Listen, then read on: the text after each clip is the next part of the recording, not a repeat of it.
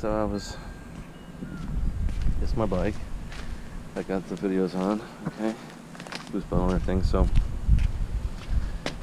I'm running it down at the beach, and I hit a bunch of sand on it, whatever, no big deal. And I hear this thing, I'm thinking it's like sand on the chain. I hear this grinding, whatever, I'm like, whatever. So I'm like, oh no, what's going on, what's going on? I'm trying to troubleshoot the whole bike, and I hear it's coming from the freaking transmission here. So I'm cranking the thing back and forth until it actually breaks. So I broke a I broke the transmission or the flywheel in here, and so I decided that it might be a good opportunity to show people how this thing works. So this is the transmission. It has the sprocket on the back, which goes to the back sprocket over there.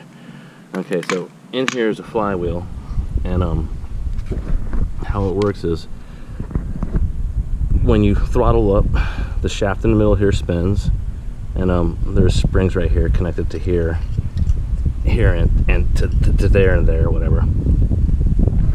And I took them out, obviously. So this is the flywheel, and as you throttle up, centrifugal force freaking opens it up, and it grabs the bell on the inside right here, which turns the sprocket. Real simple, sturdy. It's just a couple chains in on the inside of here. Anyways,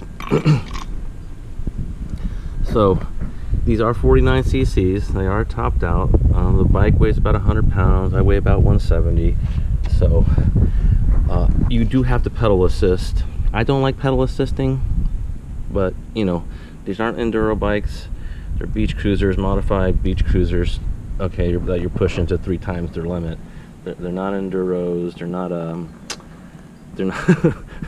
this is how they originally did them, though. So this is how they first started in Daytona and everything. And they didn't have no brakes at all. They just used their feet. So just trying to do a little something. It's a bobber because it's by definition a bobber is a dirt track race bike. So that's why they're bobbers, because I race them on the sand. And the good news is, there's another thing I can explain, is all the parts for these engines are readily available. You know, if you want to piece it out and whatever, each part's 20 to 50 bucks. You know, this part right here, the flywheel, the shoe right here, costs $20 for the whole setup, and it'll be here in 3 days. I already ordered it, and that's the other thing I want to tell a lot of people is if you get an electric bike, depending on what manufacturer you have, you know, depending on who you bought it from, if they're even making spare parts, you know, you got to consider that also. So please shop around and look and just think about all these things. And here's the other thing: my bikes don't have the bent crank on them.